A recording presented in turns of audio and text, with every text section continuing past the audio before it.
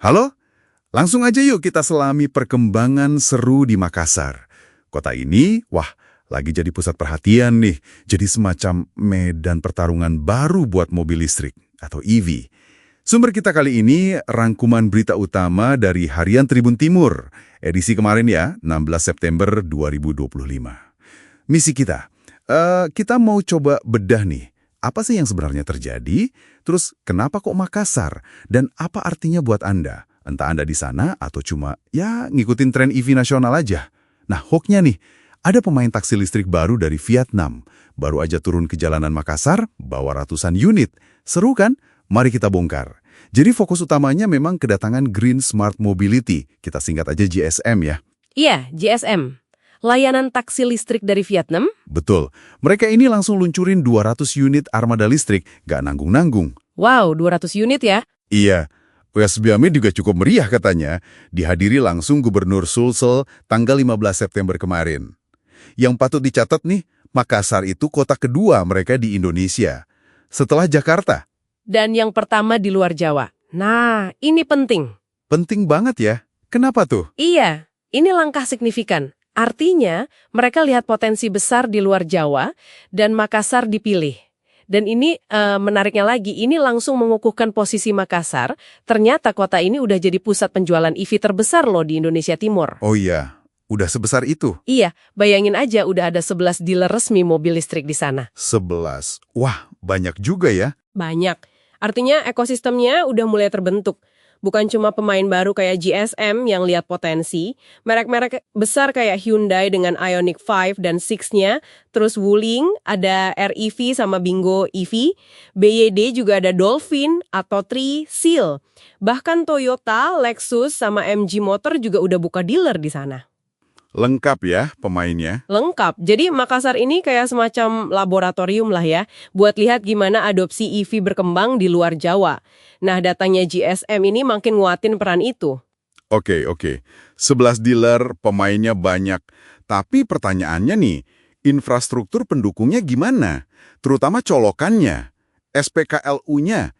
Cukup nggak buat nampung semua ini? Apalagi sekarang nambah 200 taksi baru. Nah, ini bagian yang cukup melegakan sebenarnya. Kalau lihat datanya, PLN terlihat cukup siap. Mereka udah nyiapin 62 unit SPKLU. Itu tersebar di 54 lokasi strategis di wilayah Sulsel-Rabar. Sulsel-Rabar ya, jadi mencakup area lebih luas. Betul, malah ada tambahan kenyamanan, ada 9 lounge katanya di beberapa SPKLU, jadi bisa nunggu sambil santai. Oh, bagus itu. Udah ada yang pakai memangnya? Ada. Yang menarik, penggunaan SPKLU ini katanya melonjak sampai 4 kali lipat pas mudik lebaran 2025 kemarin. 4 kali lipat. Wah, itu sinyal bagus berarti. Iya, sinyal kalau penggunaan EV memang mulai meningkat gitu. Nah, buat Anda nih, ada aplikasi PLN Mobile juga. Udah bisa bantu cari SPKLU terketat, bahkan ada fitur trip planner buat rencanain rute perjalanan listrik. Oke, jadi infrastruktur lumayan ngejar lah ya. Tapi pasti ada tantangannya dong, nggak mungkin mulus-mulus aja kan? Tentu ada. Ini perlu dicermati juga. Penambahan 200 armada baru ini, ya meskipun bagus karena ramah lingkungan, tetap aja bisa nambah beban macet. Apalagi kalau ini bukan bagian dari skema peremajaan transportasi umum yang lebih besar. Jadi cuma nambah jumlah kendaraan aja. Soal macet ya. Klasik. Ada lagi? Ada. Aspek biaya. Ini penting. Investasi awal buat beli mobil listrik itu katanya bisa sampai 3 kali lipat mobil bensin biasa. 3 kali lipat. Itu bedanya jauh banget ya. Apa ini bakal ngaruh ke tarif taksinya nanti buat pengguna kayak Anda? Nah, itu potensi yang perlu kita waspadai. Biaya investasi yang tinggi ya bisa jadi diterjemahkan jadi tarif yang lebih mahal buat konsumen. Itu satu hal. Selain itu, persaingan antar operator transportasi online ini bisa makin tajam. Perlu ada pengaturan zona operasi yang jelas, biar nggak konflik gitu di lapangan. Oke, potensi tarif naik dan persaingan antar driver ya. Betul. Dan tentu kendala utama buat mungkin kebanyakan orang ya, harga beli mobil listrik pribadi itu sendiri. Masih terasa premium, masih mahal. Iya sih, itu masih jadi PR ya. Tapi, ada juga upaya penyeimbang dari pemerintah. Ada insentif PPN. Jadi kalau Anda beli EV baru, PPN-nya cuma bayar 2%. Lumayan kan potongannya? Oh iya, insentif PPN 2% itu ya? Betul.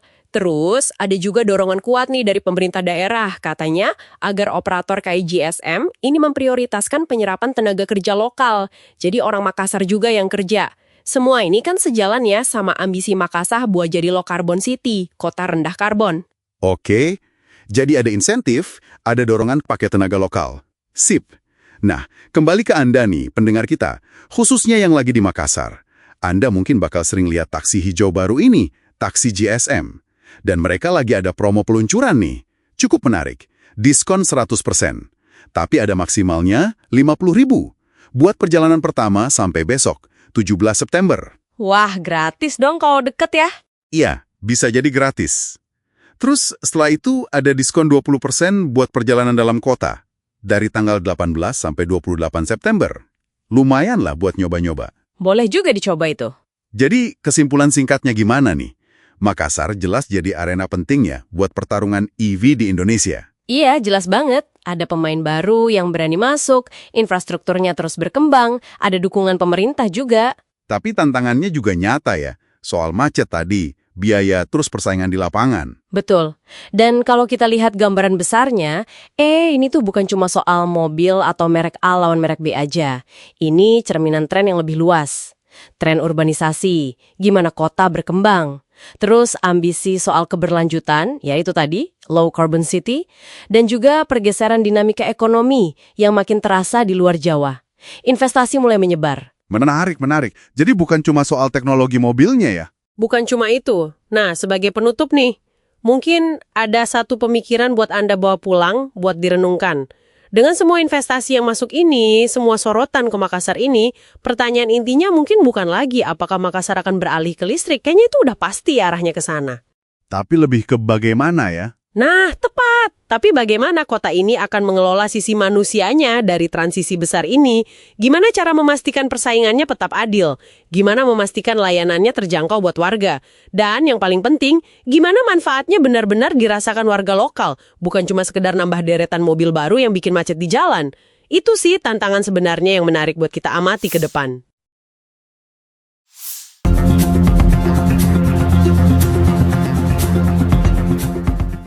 Sekitar 60 perahu tradisional jenis Joloro tumpah ruah di Sungai Putih, kawasan wisata Kars Ramang-Ramang, Kabupaten Maros, Sulawesi Selatan pada Sabtu, 13 September 2025. Iring-iringan perahu tersebut menjadi bagian dari tradisi maulid perahu yang digelar masyarakat setempat.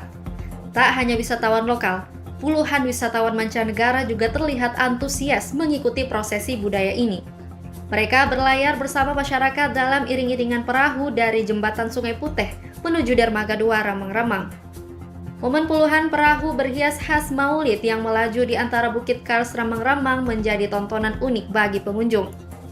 Kegiatan maulid perahu digelar oleh pemerintah desa Salenrang bersama lembaga adat, Pok Darwis, serta komunitas di Ramang-Ramang.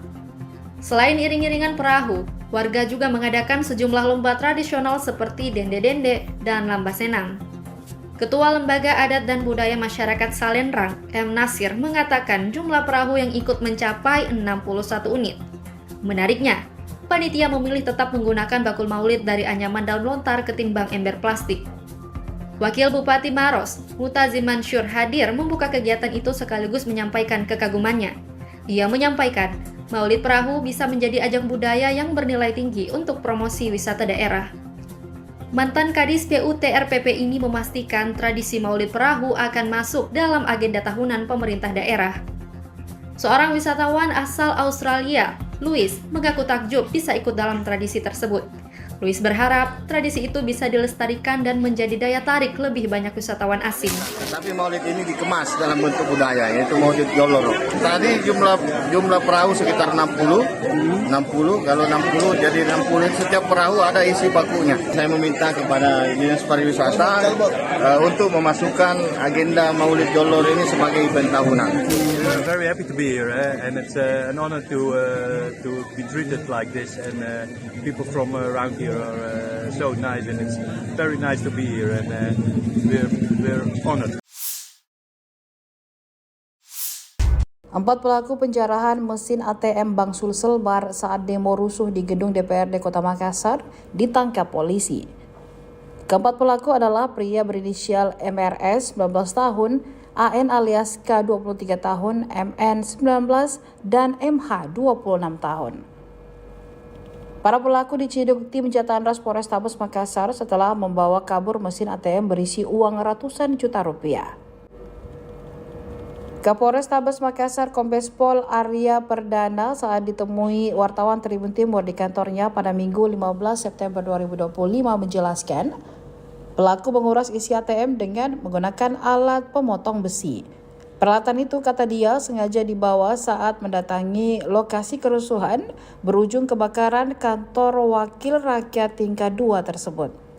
Arya menegaskan para pelaku bukanlah bagian dari demonstran. Mereka hanya memanfaatkan situasi kerusuhan untuk melancarkan aksi kejahatannya.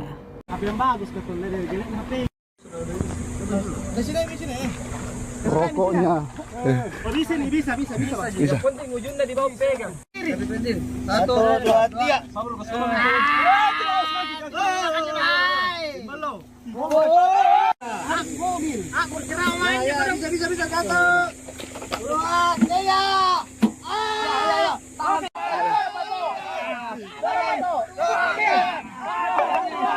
Gimana kan baik?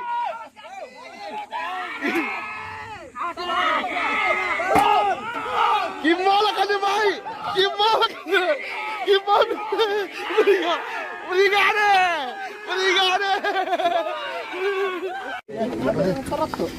Depan gini bagus.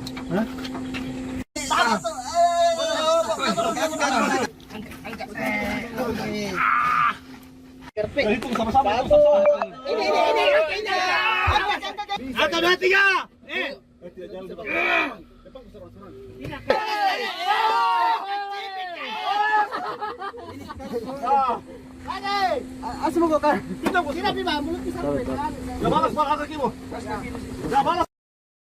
Ya, hari ini ada tambahan ya. Jadi yang melakukan pembongkaran ATM Bank Sulsel yang ada di DPRD Kota itu sudah ada yang tertangkap 4 orang.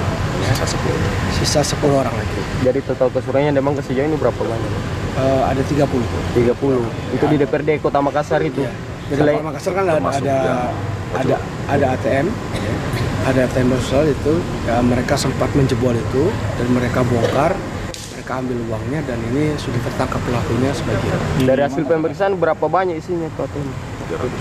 Isinya itu kurang lebih 320 juta dan yang melakukan juga kurang lebih ada 20 orang. Nah, mereka melakukannya dengan menggunakan gerinda ya, dengan minibus. Jadi orang-orang yang datang ini pada saat itu adalah orang-orang yang memang sudah niat untuk melakukan tindak pidana. Orang-orang yang sudah niat untuk melakukan penjara. Jadi tidak ada demonstran hari itu. Ya. Ini orang-orang ini datang dengan membawa gerinda.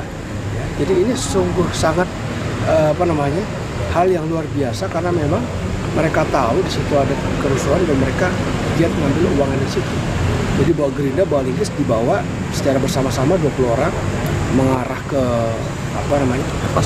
Hertasni, lalu membajak mobil juga pada saat itu. Setelah itu mereka bongkar sama-sama dan uangnya dibagi rata. Barang bukti yang diamankan sejauh ini berapa banyak? Ini tinggal sisa berangkasnya karena uang sudah dibagi habis.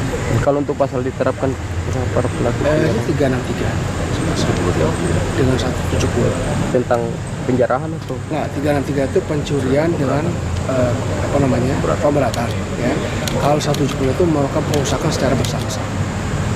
Dari pelaku ini apakah ada juga terlibat mahasiswa atau ada mahasiswa yang satu. Jadi kami juga mengimbau, ini kan ada tuntutan untuk pelaku supaya dibebaskan gitu ya. Tapi kami sampaikan, pelaku-pelaku yang kami tahan ini tidak ada yang demonstran. Semua adalah pelaku kejahatan yang memang sudah datang ke TKP dengan membawa alat untuk melakukan penjarahan dan pembakaran juga penganiayaan. Berarti terorganisir ya? Saya belum tahu terorganisir atau belum, artinya ini masih dalam penyelidikan gitu ya.